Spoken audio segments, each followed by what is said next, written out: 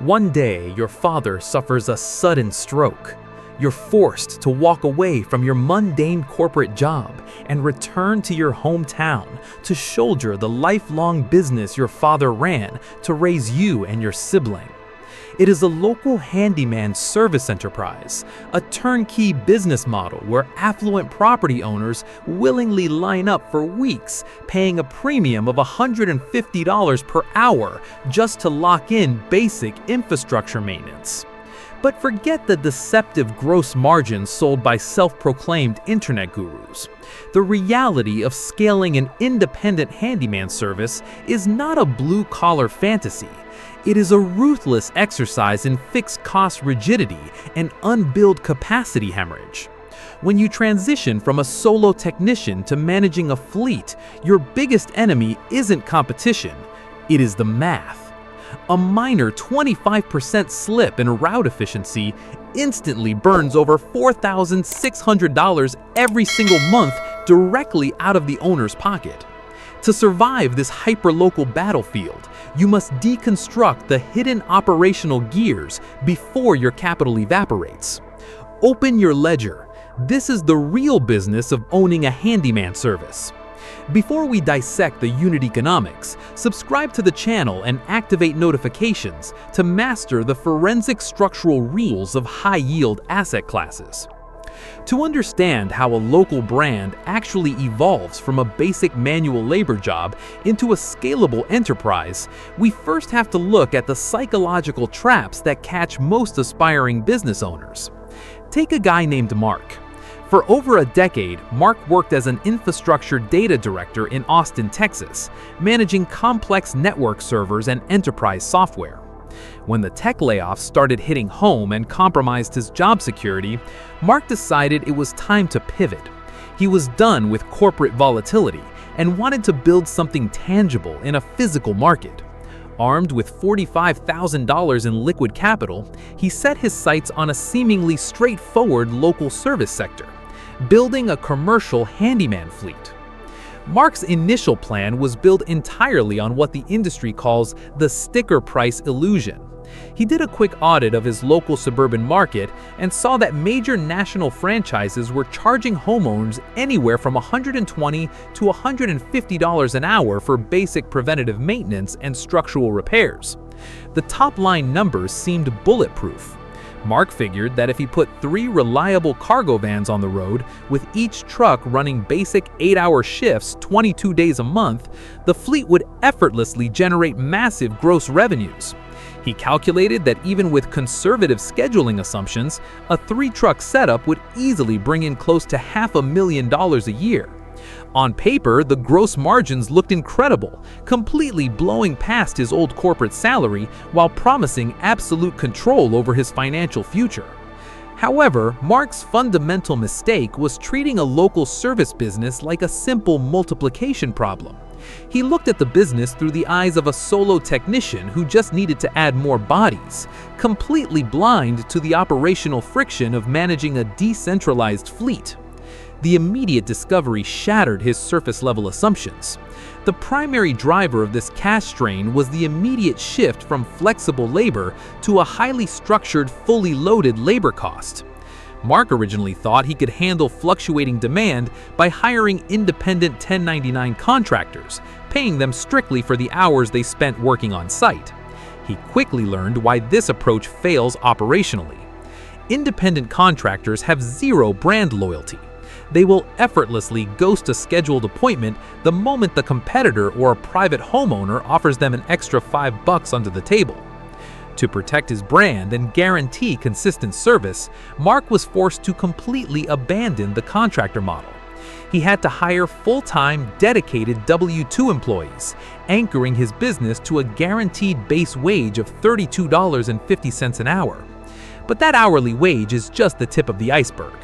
On top of base payroll, his business had to absorb the mandatory costs of FICA, state unemployment taxes, and local healthcare benefits. On top of that, because physical property maintenance carries a high risk of injury, his workers' comp insurance premiums were unforgiving. If a technician slips off a wet ladder or gets hurt by a miter saw on a client's property, the resulting medical liabilities in the US can easily turn into a six-figure catastrophe. A comprehensive workers' comp policy was his only legal shield, but it inflated his true, fully loaded labor cost to nearly 40% above the actual cash wage printed on his employees' paychecks. At the same time, Mark collided with a dense web of local regulatory friction. To operate legitimately as a mid-sized company capable of securing premium commercial accounts, he couldn't run his fleet under the table like a solo handyman.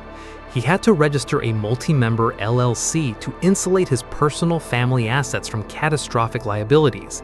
Depending on the municipality, his business had to secure an active contractor license, a process requiring background checks, corporate vetting, and weeks of bureaucratic delays. Before a single tire on his cargo vans could legally touch a public road, Mark had to secure a commercial general liability policy with a minimum coverage limit of $1 million. This structural shield alone cost his business $1,850 annually. Without this policy, a single operational error, like an employee accidentally cutting a live electrical line behind a drywall panel and triggering an internal fire, would instantly generate a catastrophic lawsuit capable of wiping out his entire capital overnight. Yet, the most lethal profit killer Mark faced was not payroll taxes or insurance premiums. It was an invisible systemic drain that quietly bleeds cash reserves dry. Unbilled hours. Let's look at the brutal, unglamorous mathematics of field service operations. Mark was legally obligated to pay his W-2 technicians their fixed hourly wage from the exact moment they clocked in at his central office. However, his business could only invoice clients for the precise duration that a technician was actively inside a home completing a physical task. In the domestic field service industry, this variance is known as the capacity utilization rate. Data across the logistics sector reveals that an average mid-sized company routinely loses 25 to 35% of its total daily labor capacity to completely unbillable gaps in the schedule. These are the hours lost when a cargo van is trapped in dense urban gridlock moving between neighborhoods, or when a technician has to stop an active job and drive to a regional hardware supplier to wait in a 30-minute line for a highly specific plumbing bracket or a custom cut of lumber. Consider the compounding effect of this inefficiency. If Mark is managing 3 service vans, and due to poor dispatching or route volatility, each technician wastes just 2 hours per day sitting idly in traffic or running errands for materials, his company is burning $65 of direct labor per van every single day. Multiply that across 3 vehicles, and you are losing $195 every single afternoon.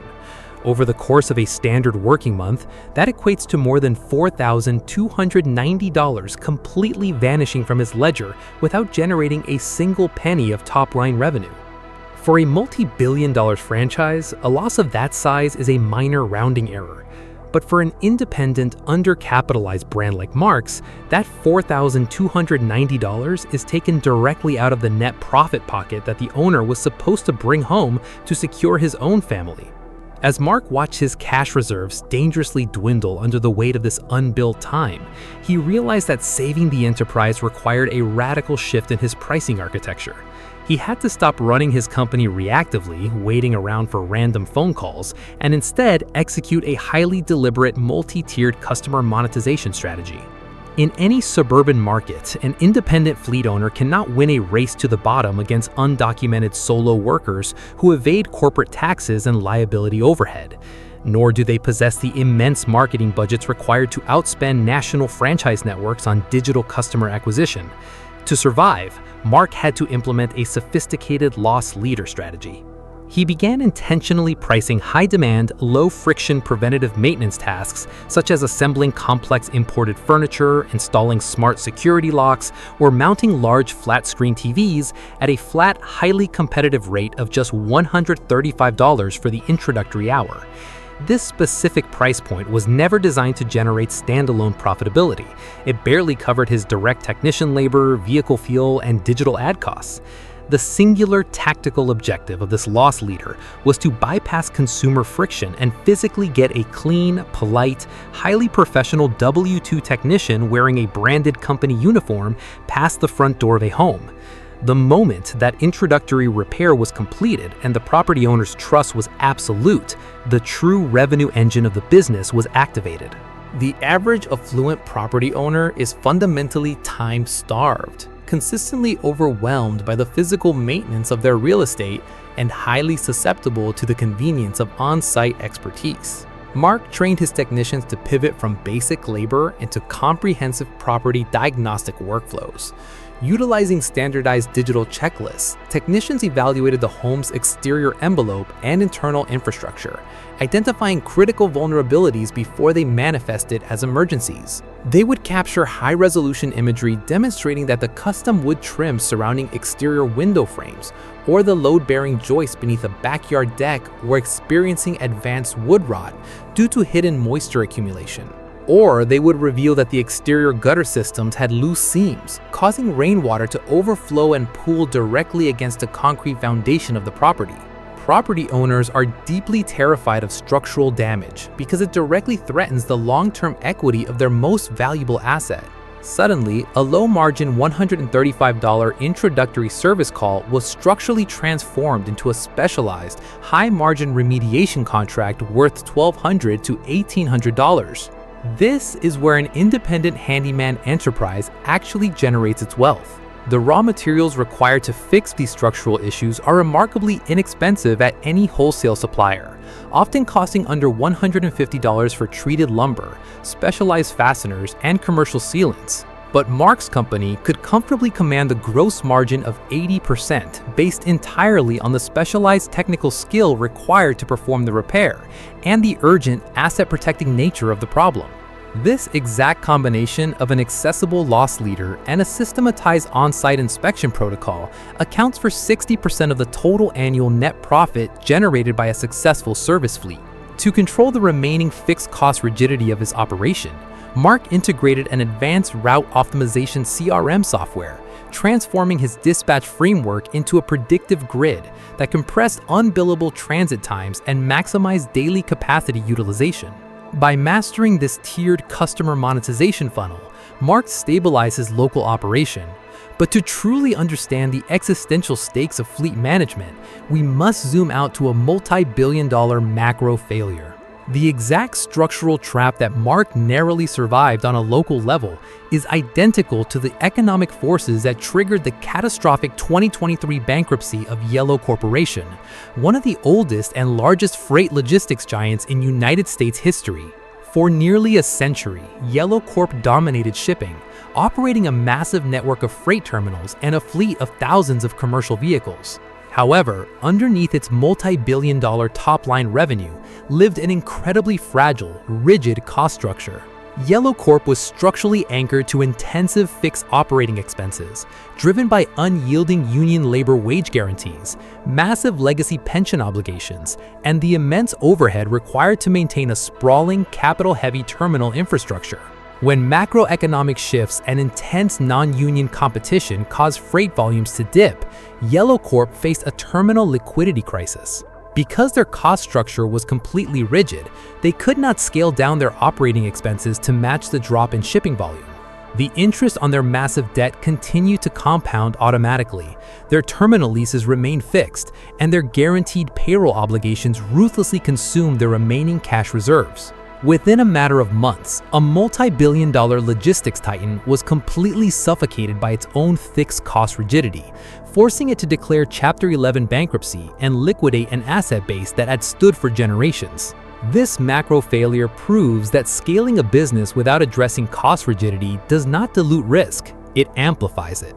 The exact same systemic trap applies directly to a local 3-van handyman service fleet. When an operator transitions from a solo independent technician to a fleet company, they are making a fundamental trade-off between absolute flexibility and rigid operational leverage. A solo handyman possesses total cost flexibility. If consumer demand drops during a seasonal winter slowdown, their operating expenses drop to near zero because they only pay for their immediate consumption. But the moment you establish a mid-size enterprise with a fleet of cargo vans, your cost structure becomes completely rigid. The bank automatically withdraws the monthly lease payments on your vehicles regardless of volume. Your commercial general liability premiums remain completely unchanged. Your software subscription fees charge your business account every 30 days without fail. Most dangerously, you must continue paying guaranteed base wages to your top-tier talent just to prevent your top-tier talent from abruptly defecting to a regional competitor. If your lead technician suddenly quits and takes a percentage of your repeat residential clients with them, or if one of your vehicles is involved in a major highway accident and sits completely idle in a repair facility for a month awaiting specialized parts, your top-line revenue plummets instantly. Yet, your rigid expenses remain absolute, draining your corporate capital ledger with cold indifference. To insulate his business from this exact type of systemic insolvency, Mark executed a profound financial restructuring, shifting his focus entirely to capital preservation and balance sheet resilience. First, he completely restructured his vehicle acquisition framework. He stopped purchasing pre-owned trucks through high-interest corporate debt financing, which carried rigid, unyielding monthly debt service obligations. Instead, he transitioned the entire fleet to flexible operational leases, equipped with built-in fleet maintenance wrappers. This structural shift effectively converted an unpredictable, volatile repair liability into a fixed, predictable operating expense, while guaranteeing that any broken-down vehicle would be immediately replaced by the leasing entity within 24 hours, completely eliminating dead asset downtime. Second, Mark established a non-negotiable cash reserve buffer. He halted all personal capital distributions and directed every dollar of early net cash flow into a restricted corporate account until he held a minimum of $15,000 in pure liquid reserves. This fund was explicitly designated as a defensive runway wrapper, sized precisely to cover 90 days of fixed overhead and W-2 payroll obligations. If the local economy faced a sudden real estate slowdown, or if workforce turnover disrupted his operations, Mark no longer faced an immediate liquidity trap. His cash defense allowed him to maintain structural stability without risking insolvency. Third, he fully optimized his asset utilization. By enforcing strict geographic boundaries within his CRM software, he banned his technicians from accepting jobs outside a tightly mapped 10-mile suburban radius. This artificial cap compressed unbillable drive intervals to under 12% of total shift capacity, forcing his fleet into a state of hyper-dense operational efficiency. Under this optimized framework, each van consistently generated $40,000 in top-line revenue per quarter, resulting in a healthy gross annual volume of $480,000 for the three-truck enterprise. After accounting for $192,000 in full W-2 labor and insurance costs, $55,000 for localized digital ad placement, $42,000 for fleet leases and fuel, and $70,000 for administrative software and back-office coordination, the entity concluded the fiscal year with total expenses of $359,000. This left Mark with a clean net operating profit of $121,000, representing a highly sustainable 25% net profit margin. He had successfully transitioned from a stressed, vulnerable technician into a true asset owner, commanding an income that matched upper corporate management while retaining absolute control over his equity. With his defensive moat firmly established, Mark's local fleet transformed into an unyielding economic engine, a blueprint that applies directly to your own financial defense. The true beauty of this blue-collar logistics model is found in its absolute permanence. Every single residential property and commercial building in your local community is a physical asset that is constantly aging, continuously wearing down, and inevitably degrading under the laws of nature. The structures themselves guarantee demand. But building lasting economic independence is never achieved by chasing abstract macroeconomic trends or falling for the top-line illusions sold by online marketing gurus. It requires the analytical discipline to look past the sticker price, audit the invisible leaks of unbilled time, and master the unglamorous science of lean operations. True wealth is waiting right outside your door, embedded directly within the very neighborhoods you drive through every single day. If you possess the analytical discipline to look past surface-level gross margins and dissect the real structural gears of wealth, subscribe to our channel. Leave a comment below detailing the hidden operational costs you've uncovered in your own local industries. Let's audit the system together. See you in the next financial blueprint.